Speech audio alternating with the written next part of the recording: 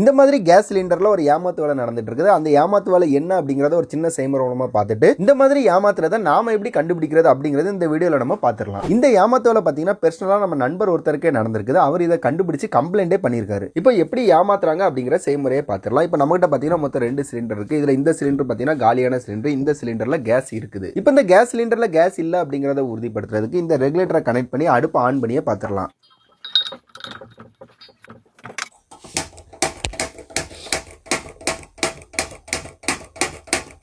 இப்போ பார்த்தீங்கன்னா சுத்தமாகவே ஆன் ஆகல. இதுல இருந்து இந்த கேஸ் சிலிண்டர்ல கேஸ் இல்லை அப்படிங்கிறது உறுதியாயிட்டு. இப்போ இந்த செய்முறை செய்யறதுக்கு முன்னாடி இந்த எம்டி கேஸ் சிலிண்டரோட வெயிட் எவ்வளவு இருக்கு அப்படிங்கிறத நம்ம பார்த்துடலாம்.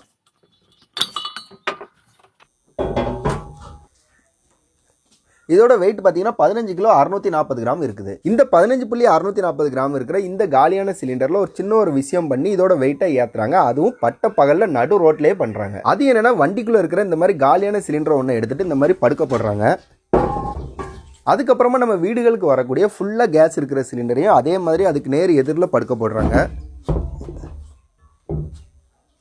அதுக்கப்புறமா பார்த்தீங்கன்னா இந்த 2 கேப்பையும் எடுத்து விட்டுருந்தாங்க.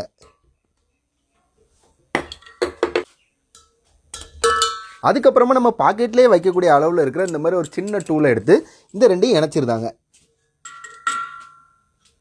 இப்போ பாருங்க,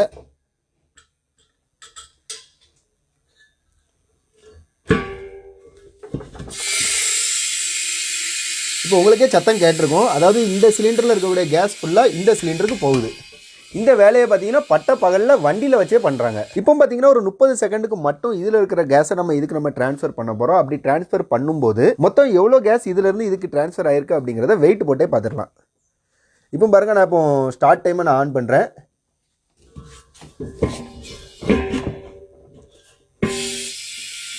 இப்போ பார்த்தீங்கன்னா கரெக்டாக நம்ம 5வது செகண்டில் நம்ம கேஸை இதுலேருந்து அதுக்கு மாற்ற ஆரம்பிச்சிருக்கோம். அதனால கரெக்டாக ஒரு 35வது செகண்டில் நம்ம நிப்பாட்டிடலாம்.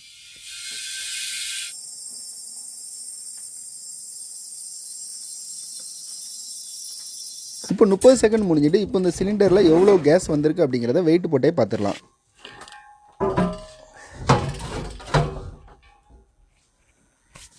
இப்போ பார்த்தீங்கன்னா கரெக்டாக நம்ம 30 செகண்ட் கேஸை ட்ரான்ஸ்ஃபர் பண்ணதில் 15.640 கிராம் இருந்த இந்த சிலிண்டர் இப்போ 15.780 கிராம் ஆயிட்டு. அதாவது 30 செகண்ட்ல 140 கிராம் அளவுக்கான கேஸ் இந்த சிலிண்டர்லேருந்து இந்த சிலிண்டருக்கு மாறி இருக்குது. இப்போ நம்ம கேஸை எடுத்த இந்த கேஸ் சிலிண்டரில் பார்த்தீங்கன்னா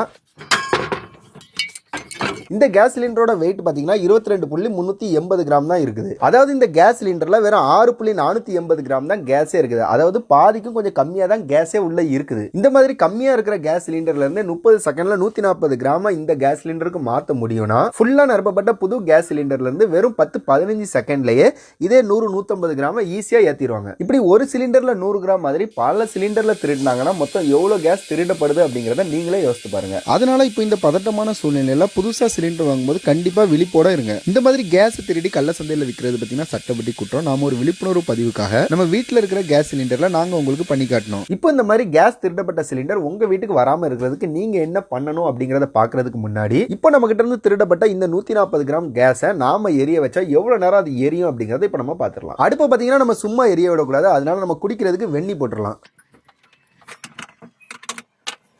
பாத்தீங்கன்னா டைமரே நம்ம ஆன் பண்ணியாச்சு.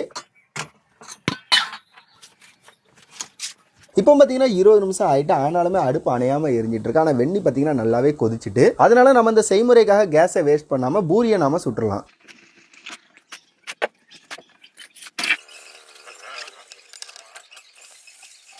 இப்போ பார்த்தீங்கன்னா நம்ம பூரியும் போட்டு முடிச்சாச்சு. 34 நிமிஷமும் ஆகிட்டு ஆனாலும் பார்த்தீங்கன்னா அடுப்பு இன்னுமே எரிஞ்சிட்டு தான் இருக்குது. அதனால மறுபடியும் நம்ம வெண்ணியே வச்சிடலாம்.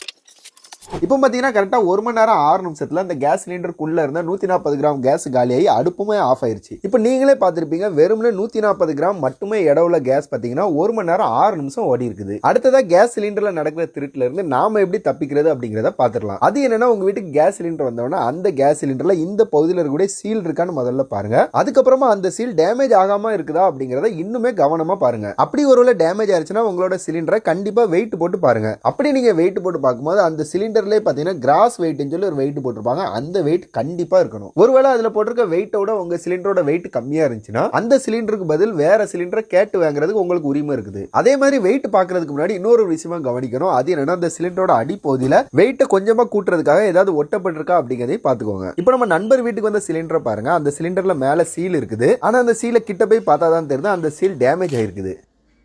இந்த மாதிரி சீல் உடஞ்சிருக்கிறத பார்த்த உடனே நம்ம நண்பர் வெயிட் மிஷினை எடுத்து வெயிட் போடுறாரு. அப்படி வெயிட் போடுறதுக்கு முன்னாடி அந்த எடை மிஷின் சரியா வேலை செய்தா அப்படிங்கறத உறுதிப்படுத்துறதுக்காக ஒரு 50 கிராம் எடைக்கல்ல அந்த வெயிட் மிஷின் மேல வச்சு வெயிட் பாக்குறாரு. அந்த வெயிட் மிஷின்லயும் 50 கிராம் எடை கரெக்டா காட்டிடுது. இப்போ சீல் ஓபன் ஆகி வந்து அந்த கேஸ் சிலிண்டரை எடுத்து எடை மிஷின் மேல வைக்கிறாரு பாருங்க.